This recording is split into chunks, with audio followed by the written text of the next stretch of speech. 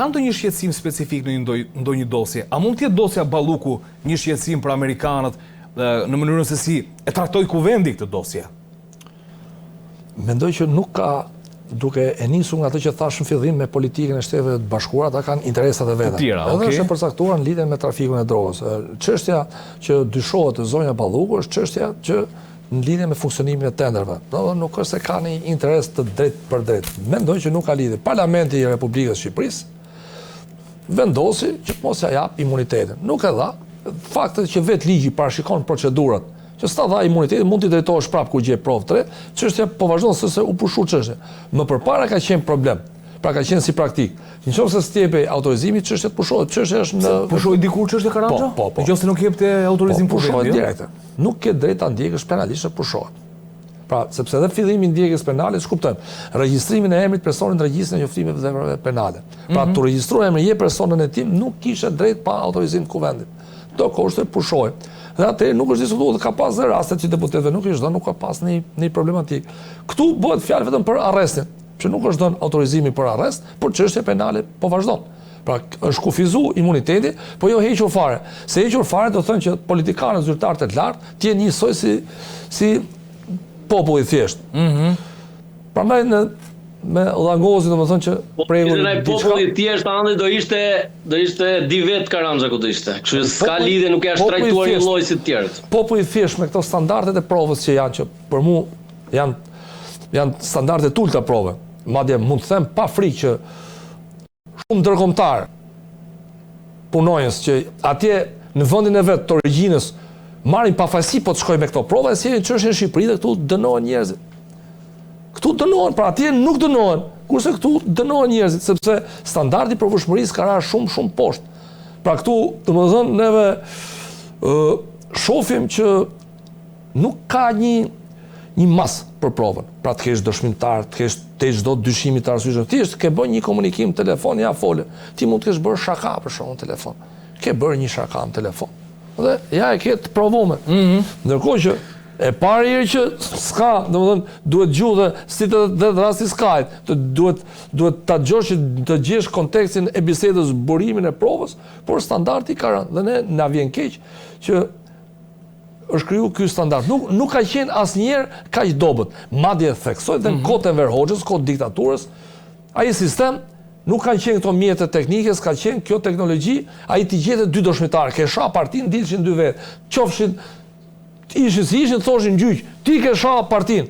Dhe thoshe edhe dënoshe për nenin 55. Po të panin kishe dy dëshmitarë. Sot standardi i provëshmërisë sot është i frikshëm. Pra me këtë lloj standardi, po të mos kishe qenë imuniteti, Balluku sot ishte në burg.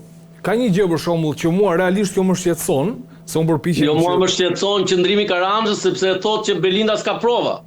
Ja, nuk thash për provat. Nuk thash, unë prove kam i diçka që unë nuk i provave, po them standardi. Pra, kishte qenë, mos kishte pas imunitet, do ikte në burg sot. Me këtë thash, nuk ka. Jo, mua do më shqetësonte një gjë në gjithë histori kur Karanja flet për standardin e provave që dikush i ka bërë transport të qenieve njerëzore, po marrin rastin nga Korça dhe ka çuar deri në Shkodër dhe i kanë kapur të i fusin grupi strukturuar kriminal. Dhe dy çuna xhajesh atje kanë dhe teatri njëri prej tyre, i bën grupi strukturuar kriminal me ja 30 të rrënj për shembull atje. Ne kjo është grupi strukturuar kriminal në kuadër të veprimtarisë kriminale.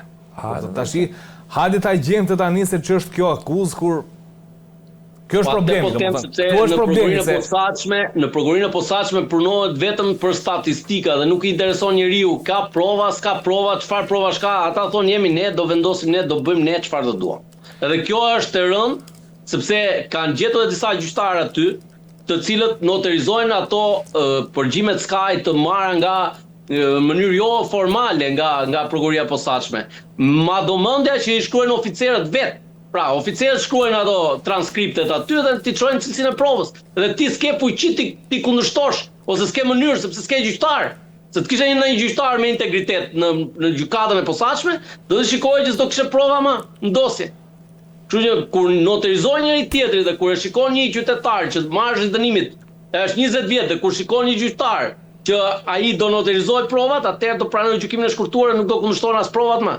Pavarësisht se gjykata i ka vetë detyrë ti shikoj përdorshmërinë, papërdorshmërinë apo edhe pavlefshmërinë. Po kush ke parë në një konstatim pavlefshëm absolut bërë në një gjyqtar i Republikës së Shqipërisë, asnjëri. Nuk i bën sepse s'u intereson. Mbrojnë njëri tjetrin. Edhe atë që unë e kam thënë gjithmonë, prokurorë e gjyqtarë janë bërë bashkë si një bandë në sistemin e drejtësisë që janë kundër qytetarit, kundër drejtësisë. Dhe unë mendoj që një ditë të gjitha këto vendimarrje abuzive do t'i bjerin kokës, sepse duhet që për çdo lloj vendimarrje që i shfuqizohet një gjyqtari do të ketë përgjegjësi. Po kush do t'i japë këtë përgjegjësi? Artur Metani që flet gjumë? Artur Metani po bën 7 vjet aktualisht, s'ka marrë një vetëm atë Keleta Hoxhën që u arrestuan nga prokuroria e posaçme, atë di unë ta ketë çuar për mas disiplinore dhe pajtime fetau një antare të një bande kriminale në Elbasani uli 20% pagën. Pra, kaq ka bërë Artur Metani me 10 këshilltar, me qindra punonjës, ku janë rezultatet e sistemit drejtësisë, që ne e shikojmë shumë mirë. Edhe media për mendimin tim ka faj, sepse ata gazetarë që rrinë aty, që bëjnë propagandën e spakut, duhet pyesin qytetarët, a janë të kënaqur nga ky sistemi i drejtësisë aktuale? Mendoj se jo. Po spaku arrin deri në 70% të mbështetjes popullore në sondazh. Po, e arriti me propagandë, jo me rezultate. Po të pyesësh njerëzit që përballen me padrejtësitë e asaj prokurorie, janë uluritse. Edhe prandaj them që këtu nuk duhet bërë propagandë, duhet bërë kritik kundër padrejtësive që bëhet, se vetëm kështu bëhet drejtësia. Nuk bëhet drejtësia, dalin e tha prokurori dhe prokurori ka drejtë. S'ka të drejtë prokurori në çdo rast. Gjykata kontrollohet. Prandaj kanë lënë deri në gjykatën europiane të drejtësisë, të gjitha shkallët, deri atëherë një person ka premisa për tu quajtur i pafajshëm. Ne e qartë. Mirë. Të ndalim, se unë kam përshtypjen dhe ju Langozi, ka një gjë për shembull në komunikimin që bëjmë me ju në emision, unë vlerësoj shumë mënyrën se si ju keni qasjen kritikës bashku me Karanxhën dhe qytetarët duhet ta kuptojnë që askush për ju dyve dhe këtë marr përsipër ta themun që nuk keni asgjë personale me askënd që përmendni, por thjesht keni një lloj kritike pozitiviste ndaj sistemit për ta çuar atë drejt një patjetër, për ta çuar drejt një standardi le të themi që do përshtatej me të drejtat e qytetarit thjesht. Lidhe me këtë dhe diçka shkurt. Orën tonë ndërkombëtar, nuk e shohin hallet e popullit shqiptar. Nuk e shohin që s'ka drejtësi më. S'ka më, nuk po marrin njerëzit më drejtësi. Nëse më përpara për 2 vjet marroshin gjyqet, sot janë vite. Po ende shqiptarët s'po marrin drejtësi. Pa kjo nuk del me asnjë raport. Dhe çka na vën dyshim që ndërkombëtarët po justifikojnë paratë e tyre që kanë marrë. Marrin nga 35.000 euro në muaj rrog këtu.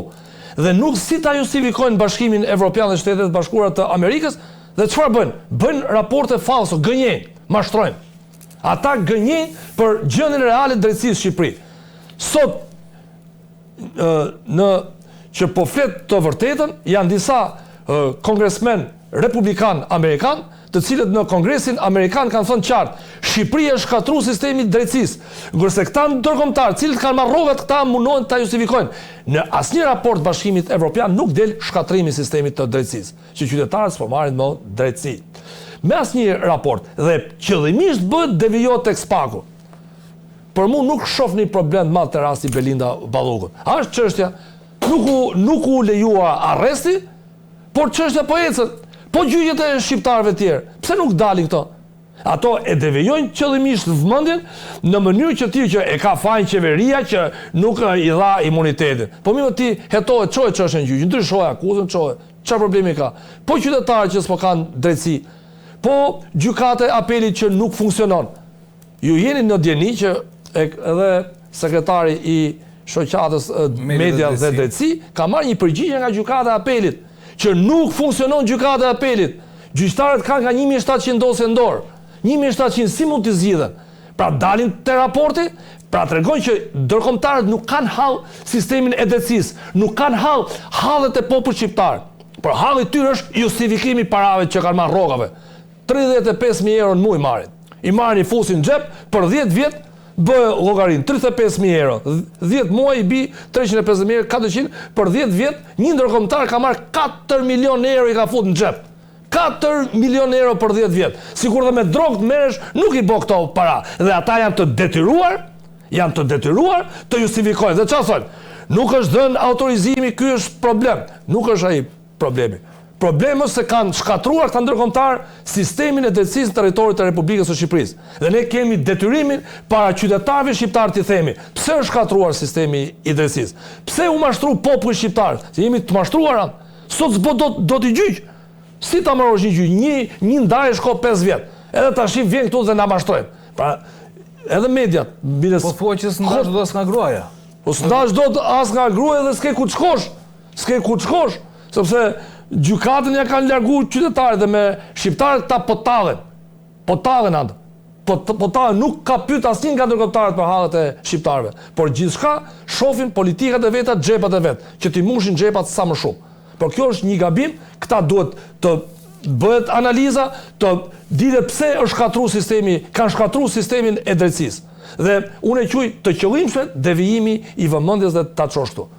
Duhet marrë përgjegjësitë dhe çfarë bën? Dhe përgjegjësia duhet përgjegjësi politike. E shkatrove po. Merru me godinat e reja tash, bëhen godinat e reja, transporti i qytetarëve që të kenë gjyq, të kenë akses në drejtësi, lejnë gjyqet herën 5 muaj. Pse?